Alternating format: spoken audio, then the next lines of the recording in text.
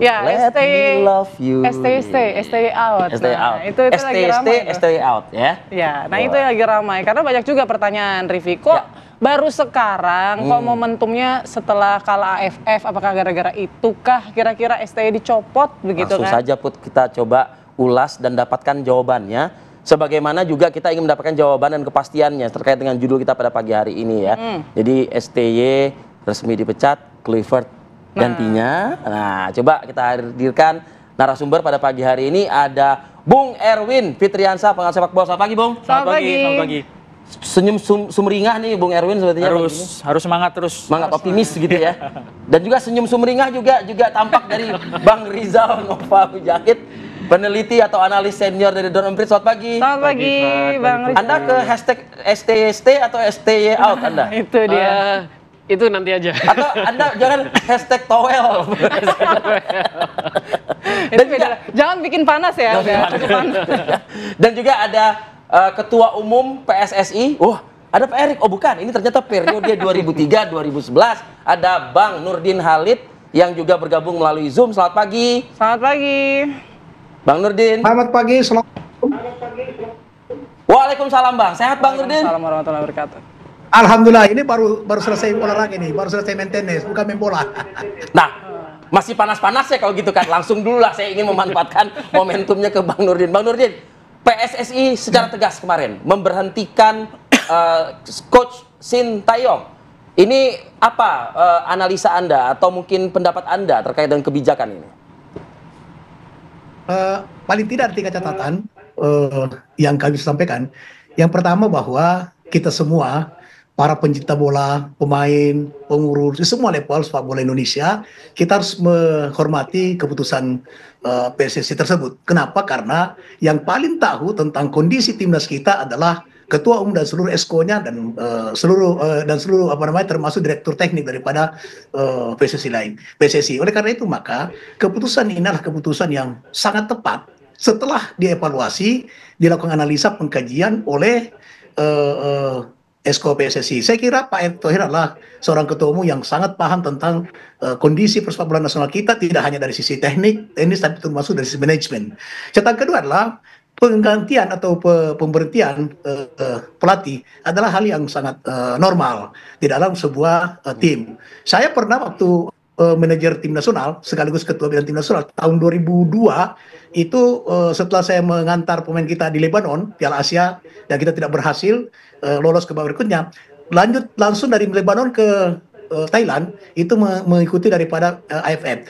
Di tengah-tengah pertandingan itu saya berhentikan pelatih. Kenapa? Karena ada dinamika seperti dalam sekarang, juga ada dinamika dari timnas baik dari pemain maupun barangkali dari esko dan sebagainya. Jadi mengganti pemain, mengganti pelatih di tengah-tengah pertandingan itu hal yang normal biasa.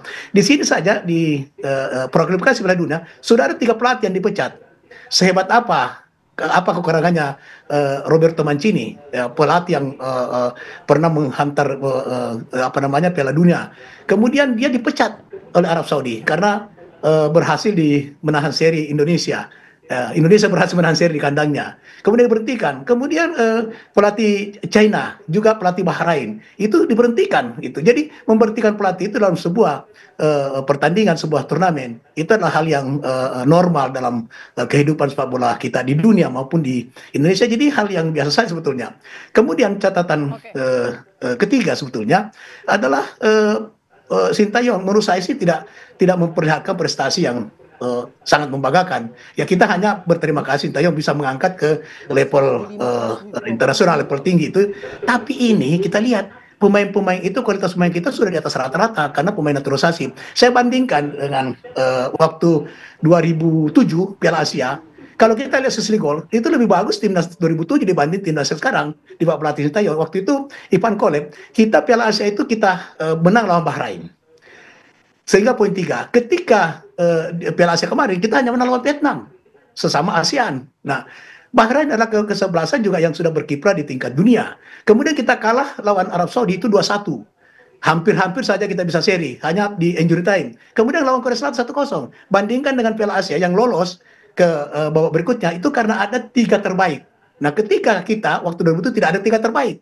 Nah, selisihnya lebih bagus Piala Asia 2007 tanpa naturalisasi. Nah, sekarang naturalisasi, kita kalah dari Irak 3-1, kalah dari Australia 3-1, kita dihajar Australia 4-0, kita hanya lolos bisa ke babak berikutnya karena ada 3 terbaik. Nah, coba dibandingkan dengan itu, tapi kita harus menghormati, menghargai Sintayong punya prestasi, bisa meyakinkan PSSI untuk mengangkat daripada kualitas timnas kita dengan naturalisasi. Itu hal yang menggembirakan. Nah, sekarang prestasinya yang membanggakan sekali bagi bangsa kita belum ada sama sekali. Lebih berprestasi Indra Safri, ya, 2 kali dia gagal SEA Games. AFF pernah kita tidak lolos, termasuk kemarin ini yang terakhir ini. Indra Safri menang SEA Games tahun 2023 kalau salah, kita juara SEA Games itu. Di mana prestasinya yang membanggakan sekali daripada Sintayong. Tapi Sintayong bisa mengangkat daripada prestasi tim nasional di tingkat dunia dalam hal ranking, itu iya. Kenapa? Karena banyak pertandingan yang diikuti, ya. Kita bertanding dengan pemain-pemain yang sudah masuk kualifikasi dunia sehingga bisa meningkatkan daripada ini. Tapi prestasi di mana Indonesia juara menjadi harapan seluruh Indonesia belum ada sama sekali. Oleh karena itu 5 tahun menangani timnas menurut saya sudah cukup bagi Sintayong. Tapi kita juga sebagai bangsa bola berterima kasih kepada Sintayong. Tapi dari prestasi menurut saya tepat sekali ketika Pak Erick Thohir dengan eskonya, dengan kajian yang mendalam sudah bisa mengganti pelatih. Waktu yang sangat tepat karena masih ada 2 bulan setengah. Kalau kita lihat dari tipikal Sintayong, ya maaf sedikit bicara teknis, Sintayong mengandalkan speed and power, kekuatan dan kecepatan. Ya, ala Korea betul. Nah, itu belum tentu cocok dengan timnas kita yang sekarang sudah kebanyakan dari Belanda. Yang Belanda itu kita pahami ketika Johan Cruyff itu memperkenalkan daripada total football, itu berbeda dengan speed and power. Nah, ini nggak cocok. Nah, sehingga ada dinamika ketika berhasil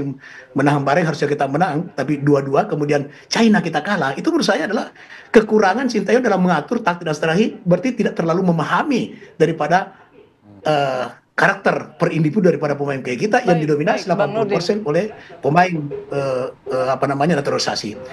2007 kita naturalisasi. Kalau kita, bisa kita juga, Bang Nurdin.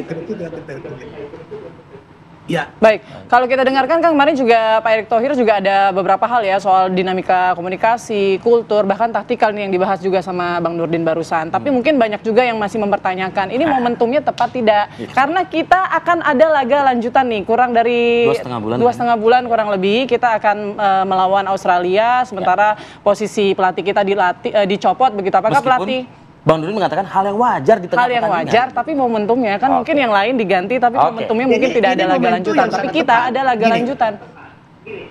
Momentumnya sangat tepat, karena waktu kita cukup panjang. 2,5 bulan itu bagi pelatih yang qualified, dengan kualitas pemain yang sekarang ini, naturalisasi ini yang sudah di atas rata-rata, itu adalah waktu yang sangat tepat. Cukup 2,5 bulan. Paling tidak pelatih yang baru 1 minggu, itu sudah mampu memahami daripada, karena yang kunci bagi seorang pelatih adalah pengalaman saya ketika menjadi manajer PSM dan menjadi juara PSM, ketika saya menjadi timnas, ketua timnas maupun ketua umum PSSI, itu adalah setiap pelatih harus paham tentang karakter individu daripada pemain, kemudian dia meramu taktik dan strategi, baru dia menciptakan kerjasama. Dan menurut saya pelatih yang qualified itu tidak terlalu lama, paling lama 1 minggu dia sudah paham tentang kualitas pemain per individu, kemudian dia bisa meramu taktik dan strateginya.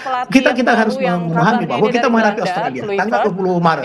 Kita menghadapi Bahrain 20 Maret. Kita menghadapi daripada Cina 5 Juni. Di sini kita harus merebut 7 poin. Minimal 7 poin untuk kita bisa lolos kepada Piala Dunia. Dan ini menurut saya Pak Erick Thohir adalah tepat sekali yang mengambil kebijakan sekarang. Karena tanggung jawab terakhir itu ada pada ketua umum. Tapi memang ada hal yang lucu dan aneh di Indonesia, ya, pengalaman saya, ketika tim kalah yang dicaci maki itu ketua umumnya. Ketika berprestasi yang disanjung-sanjung pelatih dan pemainnya. Nah, ini disadari oleh Pak Erick Thohir, sehingga apapun yang terjadi, kalau melanjutkan STY dia kalah, dia juga yang dicaci maki, dia juga yang disalahkan. Dia mengganti pelatih juga tidak berhasil misalnya, tapi kita doakan berhasil, itu juga yang menjadi tanggung jawab. Jadi ini keputusan sangat tepat sebagai seorang ketua umum. Baik, Bang Nurdin, artinya ini langkah berani ya yang diambil PSSI, karena nanti pembuktiannya adalah di laga lanjutan. Kalau kita berhasil, ini jadi apresiasi penuh, langkah yang tepat diambil PSSI. Tapi kalau tidak, ini jadi backfire bagi PSSI, terutama dalam hal mencopot pelatih Sintayong. Nanti kita akan bahas lebih lengkapnya. Usai jeda berikut, kami akan kembali sesaat lagi.